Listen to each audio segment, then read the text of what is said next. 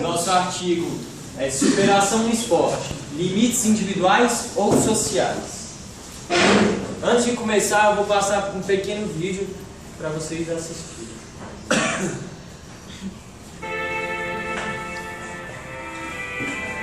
Bem, essa atleta chama Gabrielle Mendes. Essa foi uma competição em 1986 em Los Angeles. E essa atleta, ela correu 42 quilômetros com fortes câimbras assim, no final da prova. E esse aqui é o momento da chegada. Por conta do áudio, não dá para perceber, mas foi assim, um momento de exaltão da torcida dentro do estádio. E ficou marcado pela atleta a superação. E também foi criado um artigo pela Federação Internacional do Atletismo logo depois disso, porque ela não poderia ter atendimentos médicos, senão ela era desclassificada da prova. Então logo depois foi criado um artigo onde o atleta pode ter atendimento médico na competição sem ser desclassificado da prova. E isso foi muito repercutido na mídia na época. E ela era saudável, assim, normal? Ela era uma super atleta. Isso aí é exaustão de verdade. E na verdade, a própria cãibra, ela pode dar abdominoliose, que pode chegar até a morte, então era muito perigoso. Então era só essa introdução que eu queria dar. 84, não é isso? 86. 86? Tá. Então, eu vou continuar o nosso artigo. Tá. Então, o que o artigo fala sobre... o artigo ele fala sobre o quê?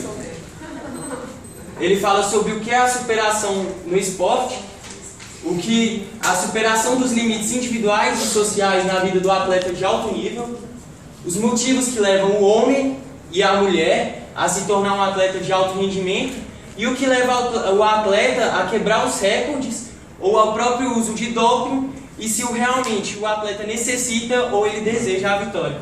Aceita, por favor.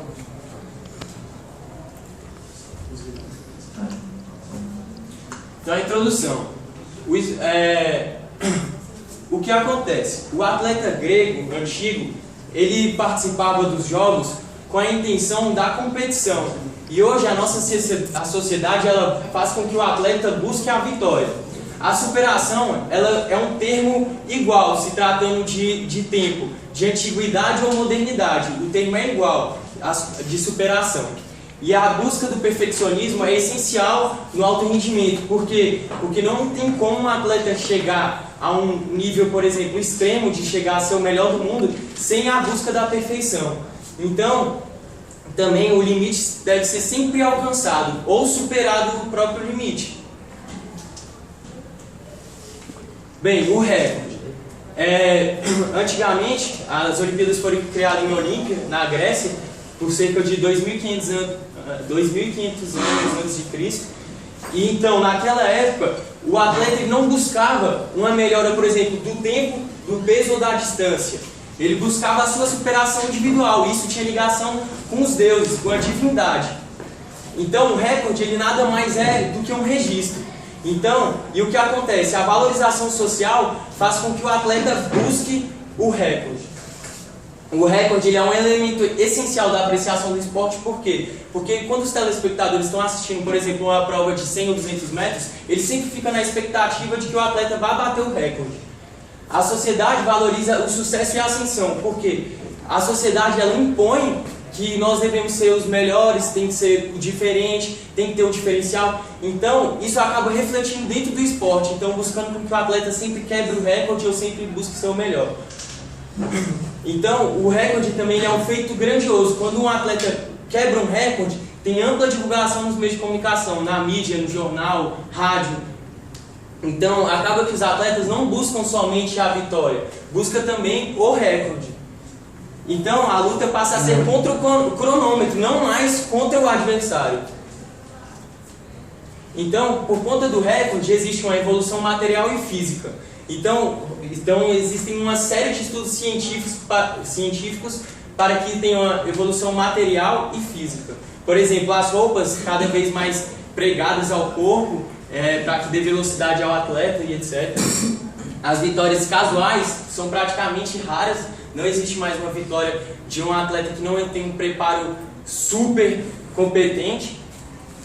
E então, existem as bonificações por conta dos recordes, então que levam o atleta também a quebrar esses recordes. O exemplo, por exemplo, da Liga dos Campeões agora, desse ano de 2015, é o Bayern de Munique.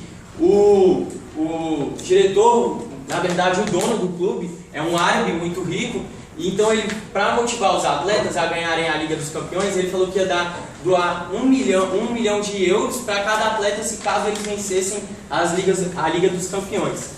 Então, os patrocinadores, eles buscam os vitoriosos, eles não vão querer o atleta que ficou em último lugar. Tudo por conta do que a sociedade reflete dentro do esporte. E o recorde, ele é um limite individual, mas os fatores sociais, como já foram ditos, que levam o atleta a querer quebrar o recorde. Então, essa imagem é do Usain Bolt. Uma performance esportiva não se conquista sem um complexo de desenvolvimento humano. Não tem como um atleta chegar a esse nível sem a ajuda de um técnico competente, de uma equipe médica, sem nutricionista. Então é uma série de fatores que fazem com que o atleta chegue a esse ponto. E a roupa dele é bem menos tecnológica do que as dos outros.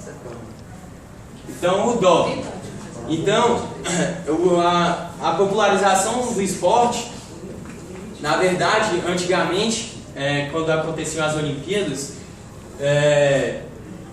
tinha assim, a intenção de fazer uma grande confraternização dos povos. Inclusive, se tivessem conflitos, eram cessados os conflitos para que houvessem as Olimpíadas. Então era uma grande confraternização onde se tinha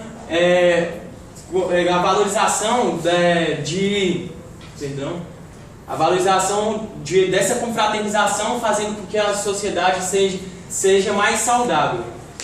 Então a vitória ela passa a ser uma exigência do esporte atual, seguindo a sociedade. O doping significa drogado, e o primeiro relato de doping foi a cavalos, onde surgiu-se com a intenção de regressão, não de progressão.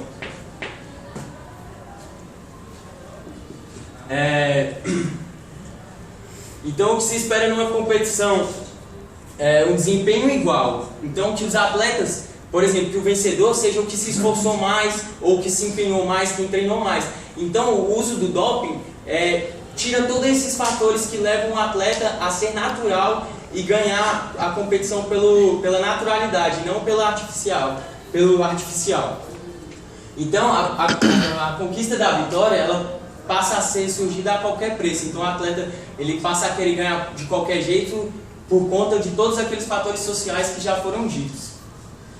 Então os valores éticos se perdem do esporte, que é a intenção de competição.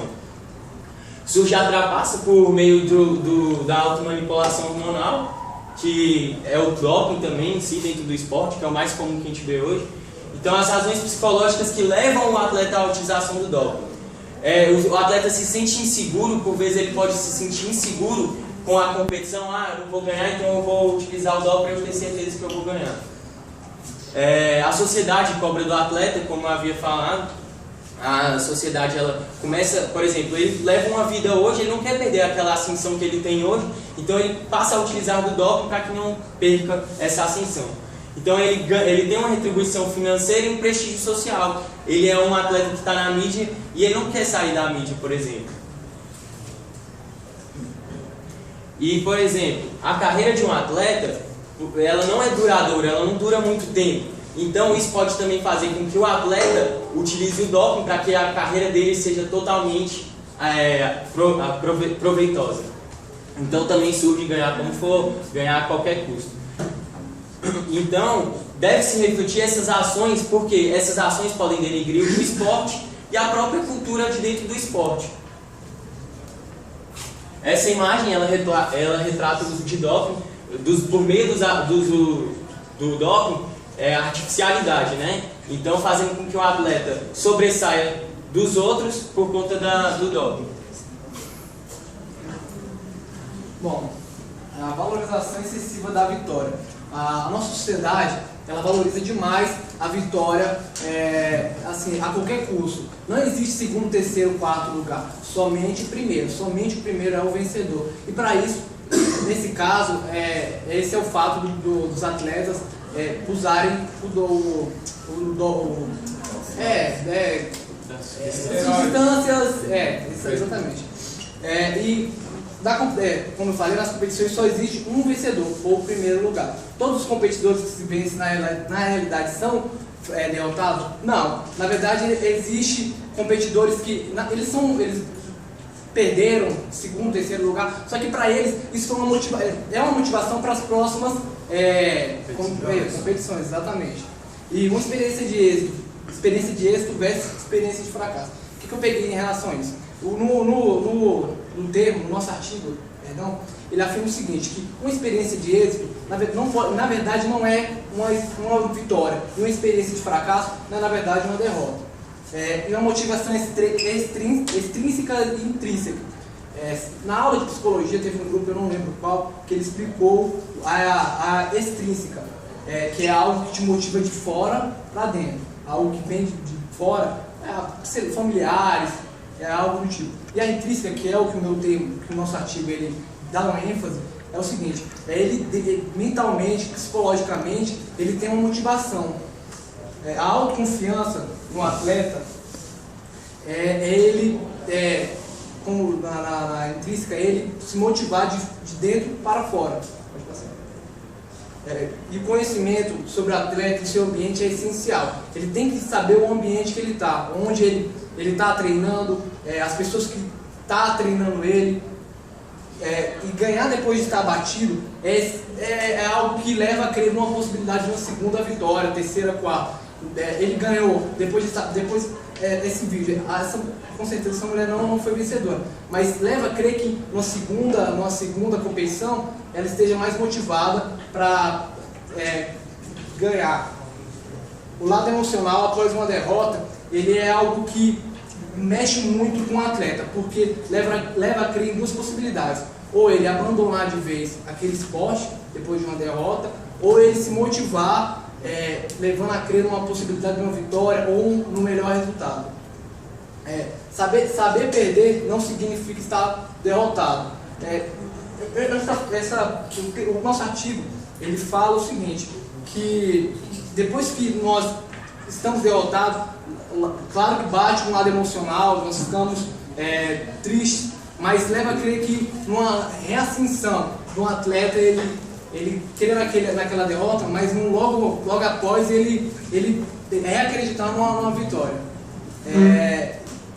Os atletas que sabem perder são, na verdade, são os verdadeiros campeões. Esses atletas, praticamente, eu estou meio que repetindo o que o nosso artigo está falando. Que os atletas, eles sabem perder, na verdade, eles são os verdadeiros vitoriosos. É aquele que, depois de uma derrota, depois de um fracasso, eles... Exatamente. E eu li essa frase no final, eu tentei meio que achar uma explicação, só que eu acho que a explicação já está nessa imagem que nós encontramos, que os verdadeiros triunfadores na humanidade não são sempre os vencedores, mas sim os que têm assumido plenamente sua condição humana. Eu acho que não tem muito relativo a essa frase, mas nessa Olimpíada, o Vanderlei ele ia ganhar a medalha de ouro, só que aí acabou que teve como é que é isso?